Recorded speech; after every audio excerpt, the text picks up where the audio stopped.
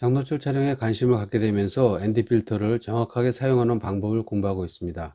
ND 필터는 컬러 밸런스를 유지하면서 전체적인 노출의 양을 감소시키는 것으로 장노출뿐만 아니라 인물 촬영이나 패닝샷 등 다양한 촬영에 사용된다고 합니다. 저는 초짜이기 때문에 더 이상의 설명은 무리입니다.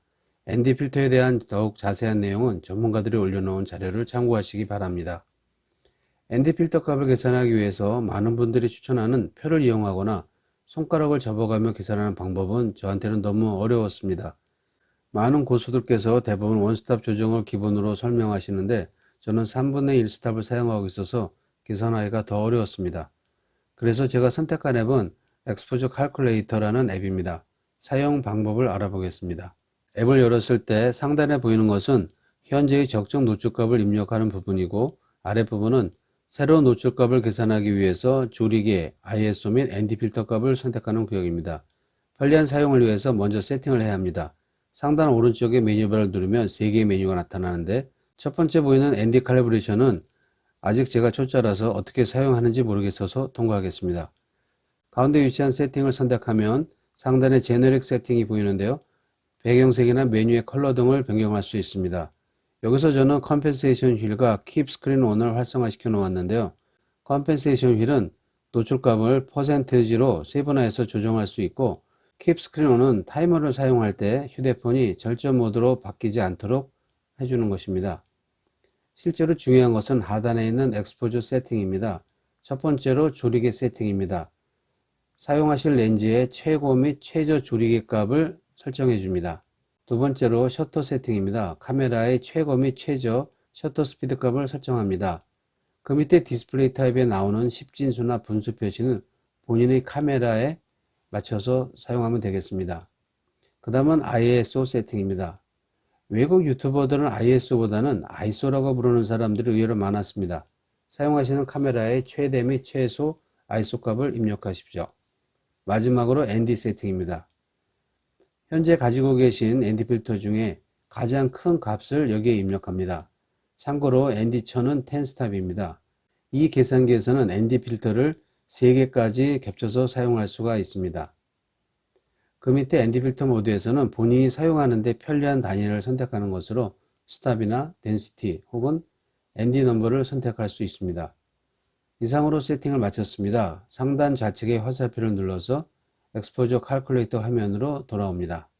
이제부터 이 계산기 이용 방법을 공부하겠습니다. 메뉴에 3분의 1, 2분의 1, 1스탑이 보입니다. 사용하는 카메라와 맞게 사용하십시오. 여기에 원스톱을 선택하면 조리개는 2.8, 4, 5.6, 8, 11, 셔터는 30분의 1, 60분의 1, 125분의 1 이렇게 보입니다. 3분의 1 스탑을 선택하면 조리개는 5.6, 6.3, 7.1, 8.0, 9.0, 10.0, 11 셔터는 30분의 1, 40분의 1, 50분의 1, 60분의 1 이렇게 한 스탑을 3단계로 세분해서 보여주고 있습니다. 그 밑에 커런트 익스포저에는 일반 촬영 시에 적정 노출값을 입력하는 곳입니다. 가운데 트래킹 옵션은 커런트 익스포저의 값을 뉴 익스포저에 고정시켜 줍니다. 뉴 익스포저에서는 새로운 셔터 스피드나 조리개 값을 계산해내는 창입니다. 이해를 돕기 위해서 예를 들어서 계산해 보겠습니다. 장마비가 그치자 멋진 구름이 빠르게 흘러갑니다. 약 15초 정도 장노출을 해보고 싶습니다. 원하는 구도를 잡고 평소대로 일반 촬영을 합니다. 자동 모드나 조리개 우선 모드, 셔터 우선 모드 상관없이 촬영해서 적정 노출값을 알아냅니다. 연습을 위해서 촬영을 했더니 조리개 F11, 셔터 125분의 1, ISO 100이 적정 노출로 촬영이 되었습니다. 커런트 익스포저 구역에 조리개 11, 셔터 125분의 1, ISO 100을 입력합니다. 뉴 익스포저에는 일단 적정 노출과 같은 값을 입력합니다. 조리개 11, ISO 100, ND 필터는 ND0 이렇게 하니까 하단에 셔터가 125분의 1로 나왔습니다. 이제 ND 필터를 설정해 보는 순서입니다. 제가 가지고 있는 필터는 ND16, ND64, ND1000 총 3개를 가지고 있습니다. ND 필터 값에서 제가 가지고 있는 ND16을 선택해 보았습니다. 셔터 스피드가 8분의 1이 나옵니다. ND64에서는 2분의 1초가 나오고요. ND1K, ND1000에서는 8초가 나옵니다. 저는 15초를 만들고 싶으니까 제가 가지고 있는 ND 필터는 안 됩니다. ND 2000을 선택해 봤더니 16초가 나오네요. 제가 원하는 시간이 나왔습니다. 그럼 이걸 하나 더 구입해야 할까요? 그러려면 이 동영상을 만들 필요가 없었겠지요. ND 필터 값에 제가 가지고 있는 ND 1000으로 다시 선택합니다. 그리고 조리개 값을 바꿔봅니다. ND 13에서 10초, ND 14에서 13초, F16에서 16초가 나왔습니다. 조리개를 16에 맞추고 ISO는 그대로 100, ND 필터는 ND 1000을 장착해서 촬영하면 됩니다. 장노출을 촬영할 때 타이머 셔터를 이용하면 더 편리하고 정확하게 사용할 수 있습니다. 그러나 벌브 셔터를 사용해서 이 앱의 타이머 기능을 같이 이용한다면 더욱 편리하게 사용할 수 있습니다. 자, 16초 촬영이 준비되었습니다. 셔터를 누르면서 앱 하단에 있는 타이머 버튼을 동시에 눌러 주십시오. 이 창이 뜨면서 16초 후에 알람이 울리고 셔터를 닫으면 됩니다.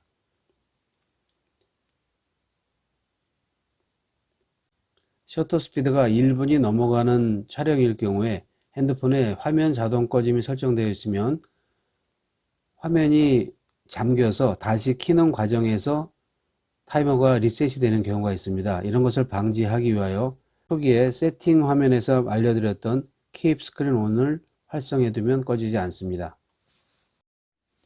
이번에는 좀 더 길게 10분 정도 촬영을 하고 싶습니다.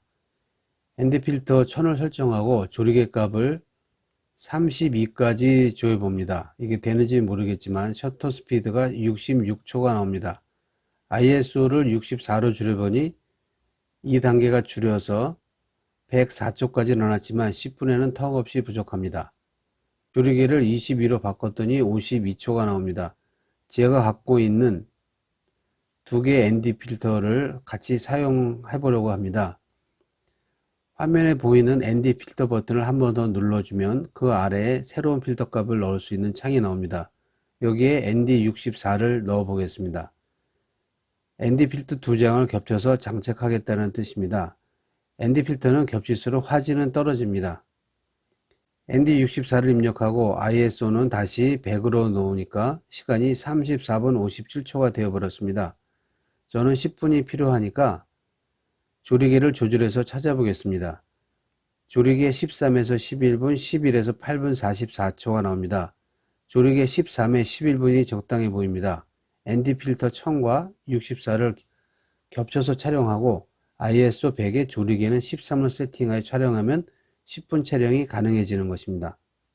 여기서 주의할 것은 이렇게 ND 필터를 장착하고 나면 아무것도 보이지 않습니다. 장착 전에 구도를 정확히 맞추고 카메라를 고정해야 합니다. 삼각대를 확실히 고정하고 초점은 수동으로 손떨방 기능은 오프시키고 릴리스 셔터를 잘 확인한 다음에 필터를 장착하시기 바랍니다. 장노출 촬영 시 뷰파인더를 통해서 빛이 들어가는 것을 방지하기 위해서 뷰파인더 커버를 닫거나 파우치나 모자 등을 이용해서 덮어주시기 바랍니다. ND 필터 아래에 위치한 컴펜세이션에서는 보정 수치를 마이너스 50에서 200%까지 설정할 수 있습니다.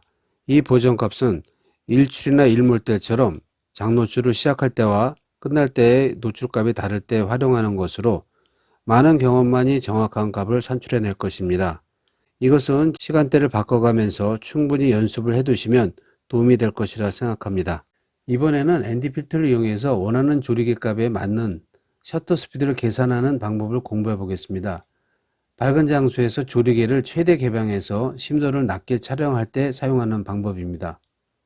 위에서 했던 것과 같은 촬영 조건을 예를 들어 보겠습니다. 조리개 11에 셔터 125분의 1, ISO 100이 적정 노출인 상황에서 셔터를 2.8로 개방하여 심도를 얇게 해서 배경을 흐리게 찍고 싶습니다. 이 경우에 셔터 스피드나 ND 필터를 어떻게 사용해야 하는지 계산해 보겠습니다. 위에서 해본 것과 같이 현재 노출과 뉴 익스포저 값을 같이 맞췄습니다. 뉴 익스포저의 에피처 버튼을 누르면 셔터로 바뀌게 되는데 하단의 셔터 값이 조리개 값으로 변경되었습니다. 조리개 값이 현재 11로 나와 있는데 이것이 2.8로 나오는 셔터 값을 찾아보면 되겠습니다. 셔터 스피드를 2000분의 1로 바꾸니까 조리개를 2.8로 설정할 수가 있네요. 이번에는 ND16 필터를 장착했을 때입니다. 조리개 값이 빨간색으로 경고를 하고 있네요. 셔터를 내려보겠습니다. 셔터 스피드를 125분의 1로 세팅해서 촬영하면 되겠습니다. 이번엔 ND64 필터를 사용하면 어떻게 되는지 확인해 보겠습니다. 셔터 스피드가 30분의 1초가 적정이라고 나옵니다. 여기서는 삼각대를 반드시 사용해야겠네요. 저는 아직 30분의 1초를 흔들리지 않고 찍지 못합니다. 이렇게 익스포저 칼큘레이터 사용 방법을 알아보았습니다. ND 필터 사용하시는 데 도움이 되었으면 좋겠습니다. 숫자 사진 걸어서 이런 동영상을 올린다는 것이 꽤 부담스럽습니다. 동영상으로 공부를 하다 보니까 너무 전문적이거나 잡설이 좀 많거나 또는 젊은 친구들이 너무 발랄한 동영상은 저한테는 맞지 않아서 부족하지만 제 수준에서 설명할 수 있는 만큼만 동영상으로 만들어 봅니다. 도움이 되었으면 좋겠습니다. 감사합니다.